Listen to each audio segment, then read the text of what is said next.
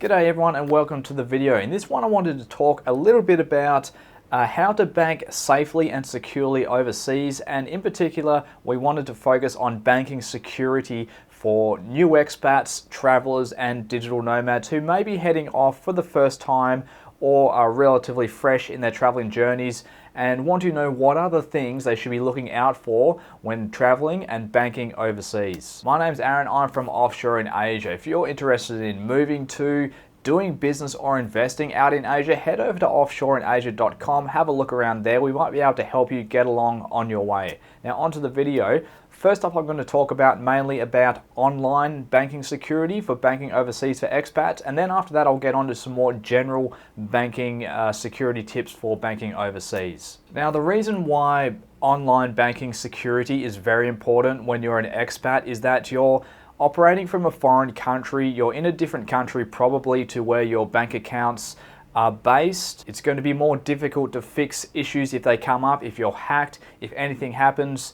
It's going to be harder to sort it out. Not only that, you're going to be working on Wi-Fi networks that aren't familiar to you. They're not your home network. They're going to be shared public networks in some instances. So you want to exercise a much higher level of caution than you would otherwise when you're back home. One of the tools you will use to increase your banking security overseas is by having good virus protection, and not just an old school virus protection that protects you from websites. Well, that is important, but you also want to have access to a secure browser that may be linked to your virus protection. You also want to have active hack monitoring. If someone tries to hack into your computer in real time, you want your virus protection to kick in real time and block that attempt to hack your computer. Apart from active web monitoring, you'll also want to have email protection as part of your virus protection, and you'll also want to have virus protection that protects your personal data. The next thing you'll want to consider using is a VPN service. You might be using one already if you're using it to access your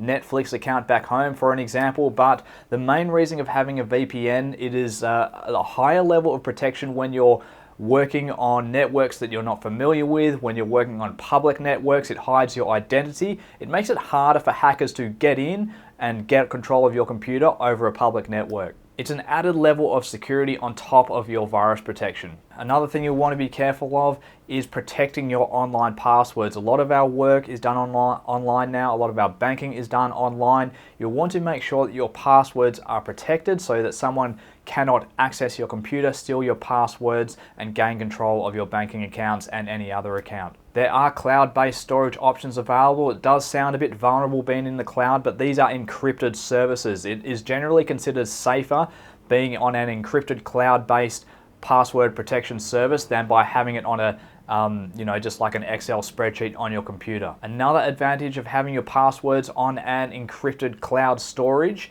is that if you lose your computer or lose access to your computer, you'll still be able to access your passwords because they are stored in the cloud on this encrypted service, not on your computer directly. So this protects you from losing your passwords if a hacker gains control to your computer. It protects you if you lose your computer or if your computer is stolen. So it's a good little tool to use as far as your overall package of online banking security goes. Now, when you're accessing your online banking, when you log in, you can often set your transfer limits. It's a good idea to set your transfer limit not too low that it's not practical to use, but low enough that if someone did gain access to your account, that they weren't able to easily transfer out tens of thousands of dollars. If you had your transfer limit set at, for example, $1,000 a day, that means someone, if they were able to get access to your banking online and were able to bypass security and not set off any alarm bells, they could transfer out $1,000 today, but they wouldn't be able to do any more. So you're not going to get cleaned out and lose all your money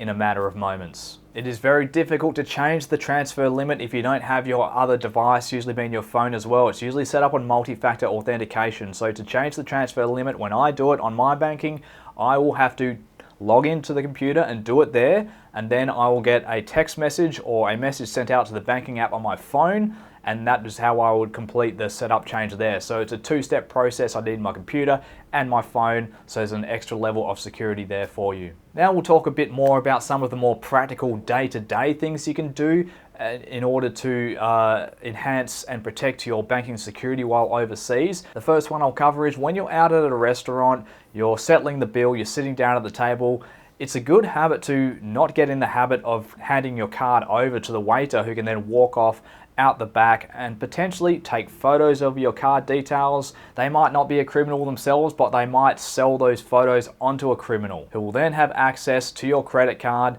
and can go out shopping the next day on it. Of course, this would be something that you wouldn't expect to happen every day. Most people are honest wherever you go, but there's always that 1 in 100 that you just don't know, and they might take advantage of you being a bit lazy by handing your card over, and the next thing you know, you've got 5 iPhones that have been bought on your credit card, except you don't have the phones. An easy way to get around this is to, rather than hand over your card, walk over to the FPOS machine yourself, ask them to bring the FPOS machine out to you, or use cash. Talking of cash, don't carry too much cash. Always carry some. It's always good to carry some cash, as we've talked about in a lot of our banking videos, but you don't want to be walking around holding $10,000 cash on you either. Just in the off chance you might get mugged, then you've lost your money. If you've only got a couple $100 on you and you have to give it up to, neutralize the situation, if you had no choice, then you've lost a couple $100, but no big deal. You're going to recover from that. Not just that, but you might be out on the town.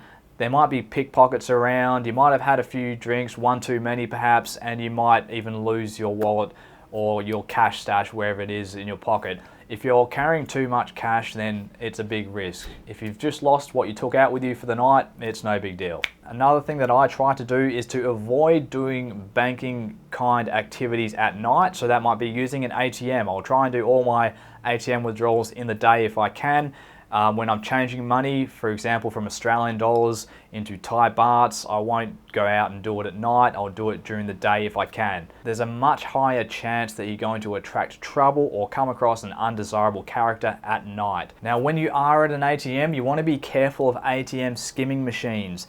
Bali in particular has a pretty bad reputation for this. A skimming machine is some kind of contraption that is fitted onto an ATM. It might be to read the magnetic strip on the back of the card. It might be to read the chip on the card. There might even be a small camera installed somewhere that can take a photo of you putting in your PIN number, or there may be some kind of fake PIN number pad on top of the PIN number pad of the machine that you can't notice. It might look like it's part of the machine, but this device will be used to track your PIN number that can then be used to access your bank account. And then if someone did get access to your bank account, one thing you can do is don't hold too much money in your check account, in your savings account, whatever account is linked to your bank card. If a criminal accessed your bank card, or if someone stole it, or if you just lost it, all they would be able to get to is what you have in there. But if you had the bulk of your money in a different account that isn't linked to your bank card, they wouldn't be able to get to that. So it's not a bad idea to hold enough money in your main transaction account that is linked to your bank card, but don't put your life savings there. Put your life savings in a separate account that isn't linked to any cards, and then you can move that money over as you need it. Move over what you need, but no more. So that's it for the video, guys. A few tips here for banking overseas for expats. If you want to learn more, like I said, go to offshoreinasia.com. We help people move, do business and invest out in Asia. Other than that, hopefully this has given you something to think about, and maybe you can implement a few more measures into your banking security to make things more secure for you and safer on your online and expat travels. Thanks a lot for watching. We'll catch you later.